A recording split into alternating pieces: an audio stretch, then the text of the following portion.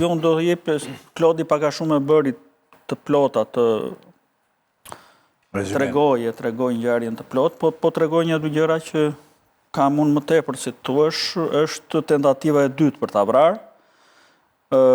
Është goditur me thik të bërë në mënyrë artizanale brenda burgjeve që bëjnë ato të burgosurit në qafë 2 herë, rreth orës 4 të pasdites së sotme.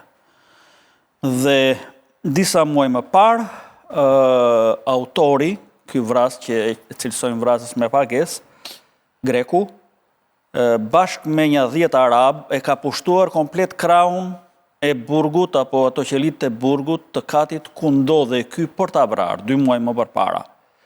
Pra ka pushtuar, si thua, forcërisht gjithë katin ku ky ishte, ka kërkuar në qelin e tij dhe në qelit e tjera, por nuk e ka gjetur dhe nuk e ka realizuar dot në atë periudhë, para 2 muajsh vrasjen. Tregohet që interesi apo pagesa ka qenë goxha e madhe për ta eliminuar. Një histori e tillë hakmarrje kam përshtypjen e tillë do të ishte edhe përfundimi, për shkak se historia mes të dyve, pasi ne flasim për historinë që është zhvilluar në Shqipëri mes Jani Aliajt dhe Elton Qiços, historia ka filluar shumë herët mes tyre ku ndoshta në fillim të viteve 2000 apo në fund të viteve 90, Jani Alia vret shokun e ngushtë të Elton Qiços dhe prej asaj periudhe konflikti mes të dyve ka qenë shumë i hapur dhe shumë njerëz të cilët jetojnë në zonën, po them, Tepelen Gjirokastër janë në dieni të këtij konflikti. Elton Qiço më pas, Jani Alia arrestohet në Greqi në fillim të viteve 2000. Elton Qiço qëllon në të njëjtin burg në fillim të viteve 2000 me Jani Aliajn, tenton ta vras në këtë burg, por nuk arrin ta ekzekutoj. Dhe më pas, konflikti mes të dyve gjithmonë ka pasur ulje ngritje ku Jani Alia është tentuar të vritet dhe disa herë të tjera për të ardhur më pas tek ngjarja në Ishblok ku Jani Alia ishte vetë që ekzekutoi Elton Qiço, ndërsa në djenin time po them dhunimi i dy prindërve të Elton Qiços nuk ka lidhje me ngjarjen e Jani Aliajt apo me marrëdhënien që ai ka pasur me Jani Aliajn, ka qenë një histori komplet tjetër ku në djenin time është bërë për shkak të grabitjes së shtëpisë prindërve të Elton Qiços dhe më pas ka pasur dhe ajo histori ka pasur disa ngjarje tjera kriminale, por që nuk kanë lidhje me këtë që po ne diskutojmë. U dyshua fillimisht duke qenë se ai ishte një ndër kundërshtarët e tij në atë moment. Kjo është nga ato rastet e nisët t'ju përpara meje, që thatë ato operacionet më të mira vina i bëjnë të huajt, ose më të rënda, ose më të që kanë më shumë kuptim, se s'është një gjë e vogël. Para këtij na kanë bërë, erdhën spanjollët, na bën një operacion tjetër me call center, ku tha që me përgjimet e zgjedhjeve. Po, dhe përgjimet do dalin te gjermanët e me radhë. Pra, operacionet më të mira dhe më të sakta, ne urim gati të huajve dhe i bëjmë. Vetë nuk i bëjmë. Në këtë rast ke një dekonspirim live të pranuar, të konfirmuar, një ditë përpara i kanë hequr gjitha pajisjet dhe janë zhdukur nga vendi, që i kanë lënë një punë shumë madhe tani jetimit për të deportuar. Ishte dekonspirim dhe jo në një aksident, thuati? Po që aksidenti a i kanë hequr një ditë përpara? Ishin akoma duke udhëtuar pajisjet kur erdhën goditën atë. Por supozohet e pranuar. E kullës, aty që kanë dekonspiruar se ka qenë një natë para. Jo, për mua e kanë dekonspiruar njerëzit që siguronin, pra që i kishin lënë këtë të vepronte. Për mua e ka dekonspiruar policia, shërbimi sekret, këto e kanë dekonspiruar.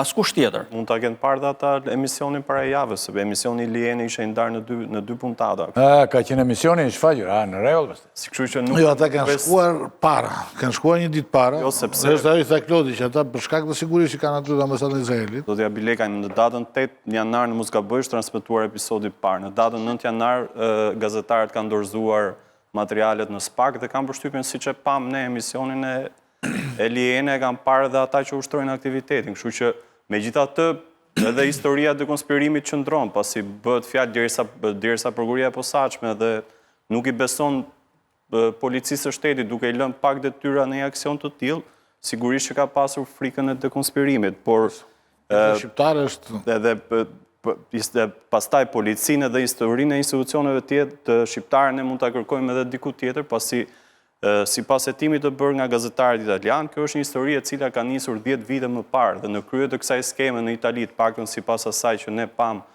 tek emisioni italian, qëndronte një ish polic, i cili ishte personi kryesor që furnizonte, po them, me punonjës italian apo me shtetas italian për këtë lloj biznesi. Kështu që për 10 vite me radhë të funksionoj një call center në qendër të Tiranës, i cili më pas zhvendoset nga një kull në tjetrën, sigurisht që këtu i takon një përgjegjësi shumë e madhe, kryesisht policisë së shtetit, e cila është ajo që kontrollon territorin dhe në një farë mënyre ajo është bërë edhe garantore e kësaj historie dhe e këtij biznesi që qëndron prej kaq shumë kohësh në këmbë në Shqipëri, pasi gazetarët italian kjo çështje i çoi edhe në Maltë, edhe në Qipro, edhe në Rumani.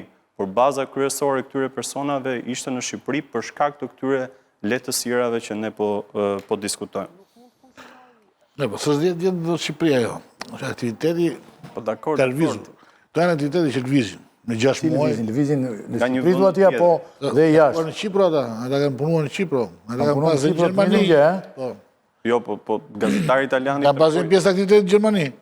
Në Gjermani janë zbuluar më një herë, dhe janë detyruar aty nga Gjermania. Gazetari italiani tregoi një foto ish policit që një foto të bërë para 10 viteve në Tiranë. Kanë qenë dhe këtu ata. Po pra, këtë po Ka qenë një kompani tjetër, jo kjo kompani.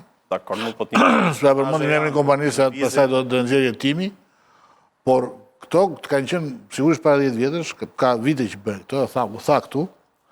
Këto bën gjithmonë me kuptim me drejtues të lartë policisë, sepse ata vetëm ata mund të japin garanci.